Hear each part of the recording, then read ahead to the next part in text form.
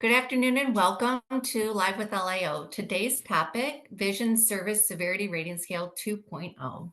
I'm Johanna Bertvan, one of the education consultants at the Michigan Department of Ed Low Incidence Outreach, and I'm here with Amanda English, also an education consultant at MDE-LIO. Today, we will be walking you through the newly updated VSSRS. So listed here on the screen are all of the education consultants that were involved in this process, along with the stakeholder group. It was very important to us to have a group from all over the state with a variety of experiences, caseloads, and responsibilities. This list also includes individuals that used the document during the pilot phase and provided valuable feedback regarding the new VSSRS. We had Cindy Barker, a retired teacher that works on our support team, Beth Brabs from Macomb ISD, Nan DeCook from Ottawa ISD, Megan Hilmer from Lincoln Park Public Schools, Patty Killey from Midland, Chase McWilliams from Northwest Educational Services, Christine Marquette from Kent ISD, John Metz from Muskegon ISD, and Elizabeth Thelen from Kent ISD. So taking a look at our agenda today, we're going to take you through the process of the redesign, starting with the history of where it came from in terms of the VSSRS and the VSSRS Plus. We will walk you through the revision process and how to use the new VSSRS 2.0. You will have the first look at the scale after the pilot process this past fall. I will emphasize that this is a living document and should reflect the needs of the field.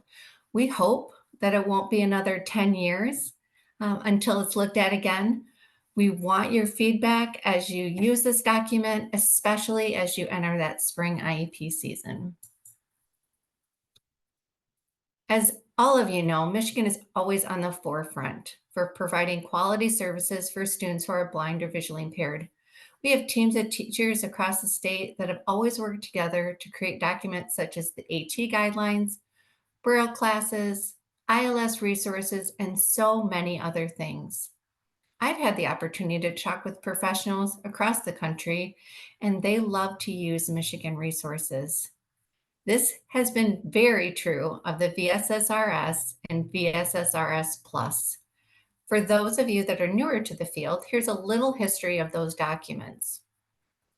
Originally created in the mid-2000s, the most recent revision was between 2010 and 2013. During that time, a working group met at MAER and applied changes to better meet the needs of the field at that time. In the past, as you know, we've used two different documents. One was for students with visual impairments, and the other was for those who were blind, visually impaired with additional needs. And this worked for the field for a long time. But as caseloads, demographics, placements, and rule changes happened, it was time to take a deep look at both documents and see what was working and what wasn't working anymore and what needed to be updated. Today, we'll show you how to use the VSSRS 2.0 with all students who are blind, visually impaired, regardless of their educational placement. We have taken the best of both scales and merged them together. Let's look at the revision process.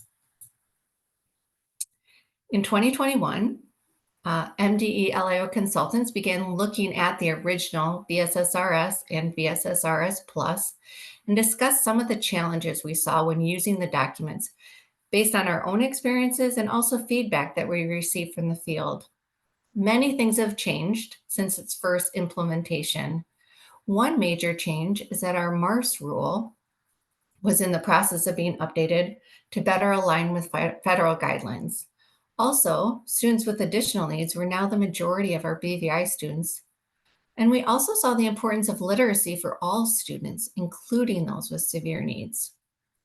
The LIO team began developing a revised scale that would combine both the VSSRS With the VSSRS Plus, we wanted to make sure that the document was objective and anyone using the document would be able to clearly interpret the directions and service suggestions.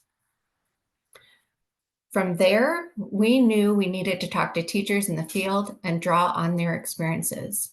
We pulled a stakeholder group of teachers from around the state to begin helping us scrutinize every piece of the document. We began looking for supporting resources. We were removing some sections, adding in new considerations, and providing a newly updated rubric. When this initial work was completed, we then asked for volunteers from the field to pilot the VSSRS 2.0. They looked at how the document was in terms of use. Did the directions make sense? Most importantly, was it capturing what they needed to bring service time suggestions to their IEP or IFSP teams? That leads us to today, and Amanda is going to take you through our new VSSRS 2.0. Thank you, Johanna. All right, let's dive in. So we're going to go to the VSSRS 2.0. And when you look at the new Vision Services Severity Rating Scale, VSSRS 2.0, you're going to notice that there are some similarities to the previous document, but also some significant changes. Before we dive into the rubric, let me give you a brief overview. We started out with the history and development, purpose, and intended use, and a list of examples of when professionals would consider using this document. We provided you information about what to gather before completing the document. Please remember, this document is not an evaluation, but a guide for considering service time. Your evaluations will be completed before you use this document. Now let's dive into an overview of the steps to complete the rubric. The person completing the document will want a full understanding of how to score the information before scoring. The assessments used are based on the Michigan Administrative Rules for Special Education, or MARS rules. You'll want to have your medical information, functional evaluation, learning media assessment, and expanded core curriculum needs assessment completed and the results gathered.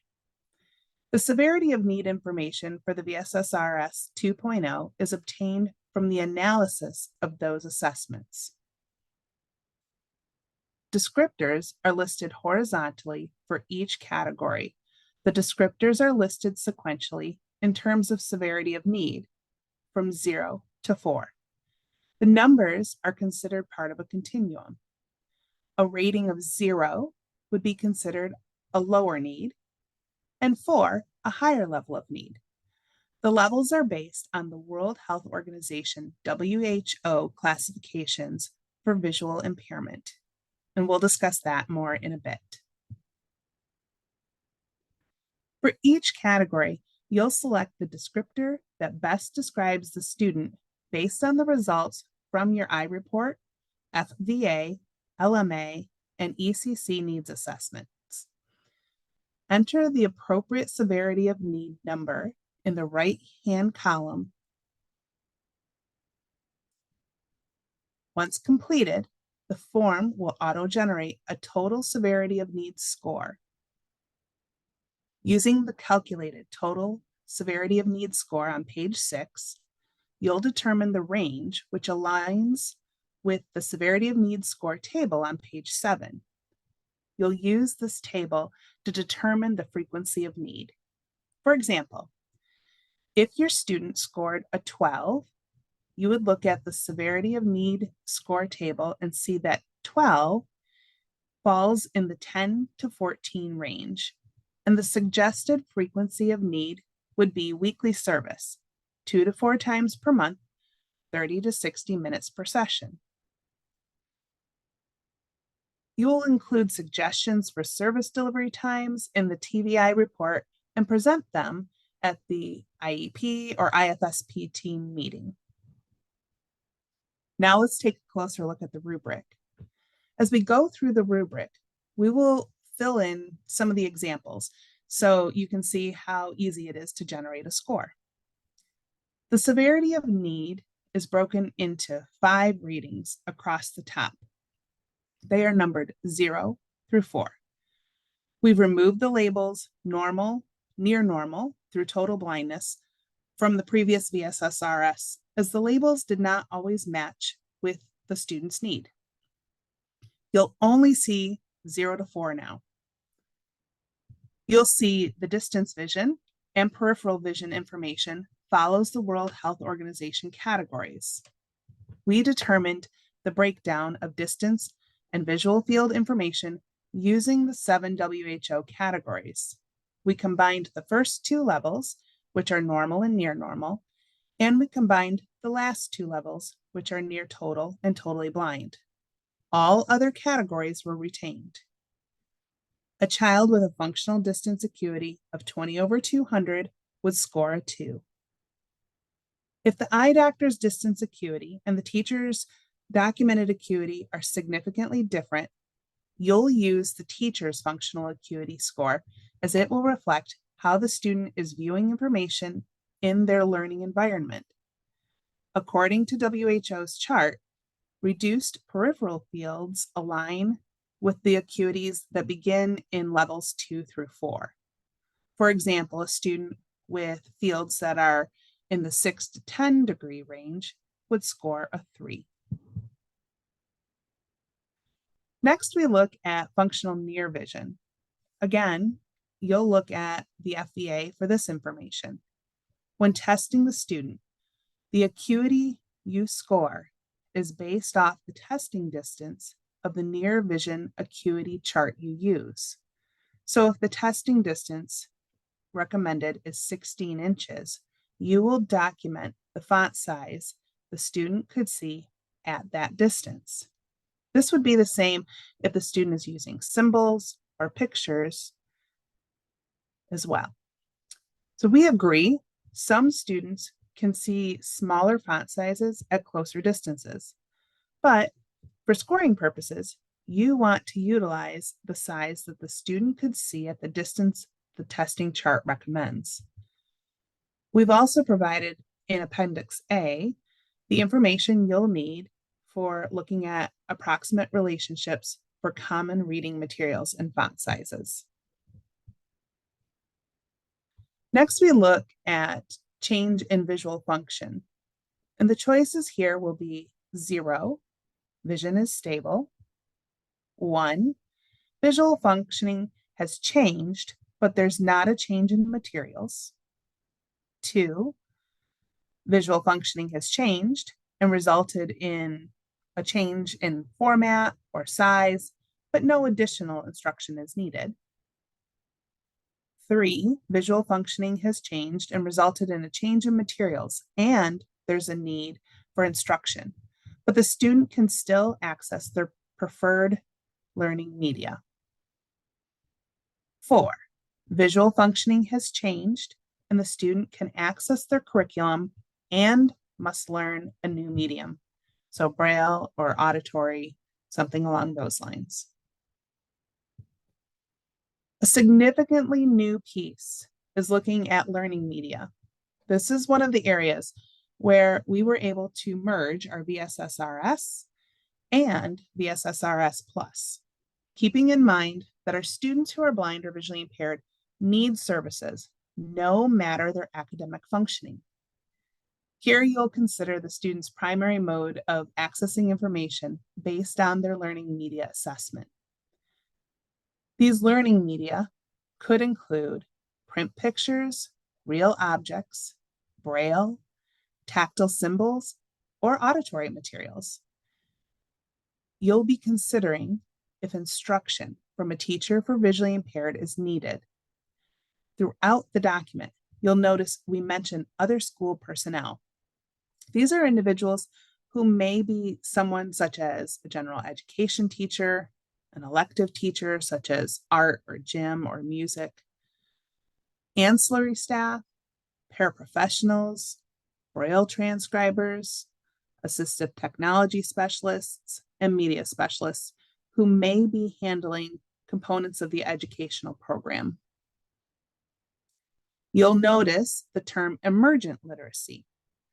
Emergent literacy is a term used to describe early literacy skills and includes knowledge and abilities related to the alphabet, phonological awareness, symbolic representation, and communication. Let's look at the breakdown. 0, the reading speeds and comprehension will be comparable to peers, or the student receives instruction from other school personnel. 1, independent with preferred learning media, and they may need a review of existing skills. 2, instructional level with preferred learning media, needs training in new skills. 3, has a preferred learning medium, receives instruction in a new learning medium to meet the current or future need. And 4, emergent reader and/or has no current learning medium, needs to learn a primary learning medium. The 5th section is expanded core curriculum defined areas. Note, these are not assistive technology considerations or orientation and mobility. They will be areas such as career education, compensatory skills, independent living skills, recreation and leisure, self-determination, sensory efficiency, and social interaction skills. Be sure to read the directions so you know how many areas you are scoring. A student who scores a 0 in 1 is which the ECC is addressed in some fashion by other school personnel, and the TVI does not need to address the skill.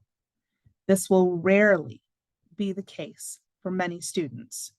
A student who scores a 1 has one defined area of the ECC needs that needs to be addressed. For example, they need to work on independent living skills, and it progresses up to 6 to 7 of the areas that need to be worked on, meaning they would need instruction by a TVI to address all the listed areas. The final piece you'll score will be the assistive technology. Here's the breakdown. 0, a student has mastered the use of existing technology or receives instruction from other school personnel. 1, independently using assistive technology, may need a review of existing AT skills. 2, independently using AT, may need instruction in advanced techniques. 3, instructional level, learning basic techniques for existing AT. 4, introduction to new AT, for example, note taker, screen reader, keyboard skills, the list goes on and on. Please note, if you have a student who is using a note taker, but you are introducing keyboard skills, this student will score a 4 as you're introducing a new piece of technology. Also remember that AT is not just electronic devices. AT might be an abacus, a Perkins Braille writer, or voiceover on a phone that the student already has. Once you've scored all 5 areas, a cumulative score will be given, and you'll use the scoring information in the severity of need scoring area to determine your suggested direct service time. Look at the severity of need score and determine the frequency of need. This is your frequency range for direct service for instructional services. Now, you aren't done yet. You may want to consider if you need an additional time for non-instructional service, such as material prep, communication, or training of school personnel.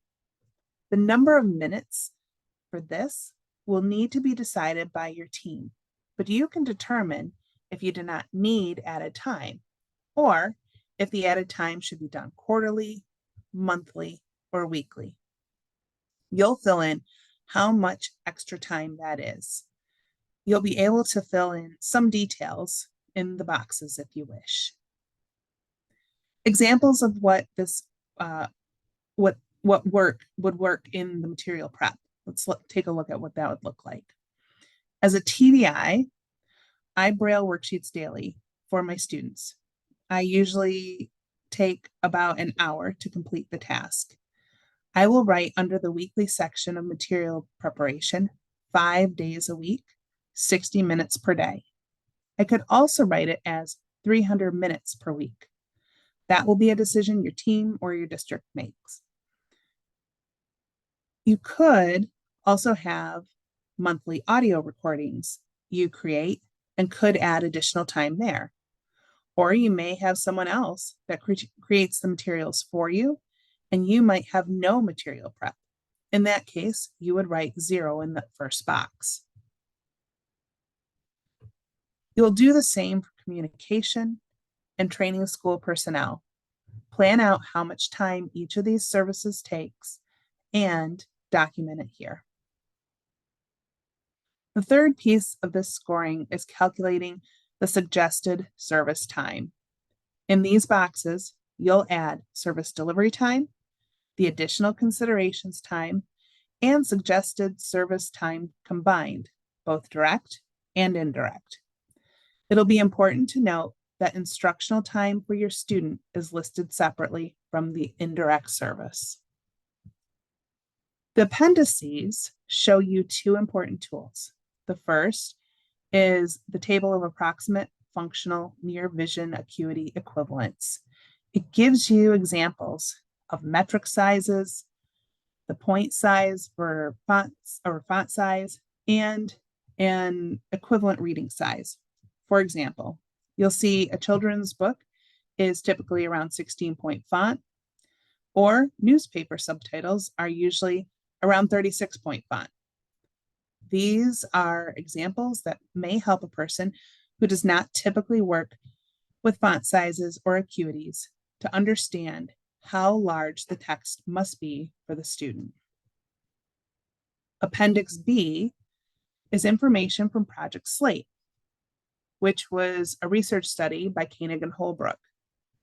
This study provided a framework for educational teams to complete frequency and amount of time necessary for literacy and other categories, such as Slate and stylus instruction, keyboarding, and tech skills. It is worth looking at to get an idea of time you may need to add to your service. You may find you need to adjust services based on your students' circumstances. If this is the case, there is a text box under the suggested service time that you can relay this information. Be sure to carry this over to your student's IEP or IFSP as well. As we wrap up, I want you to remember this is where you'll put your data to help generate a service time. The VSSRS 2.0 is not an assessment. It is a tool your assessment and IEP team can use to provide guidance for determining service time and frequency. The frequencies and times are a suggestion, so you as a team have the final say in how much service the student receives.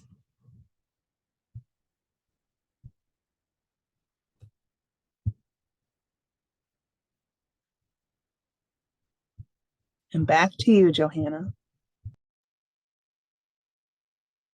Thank you, Amanda. So as we talked about in the beginning, this is a living document that should reflect the best practices for providing service suggestions to your student's IEP or IFSP team. As you begin to use the document, we want to hear from you. We want your feedback. We also want you to ask clarifying questions.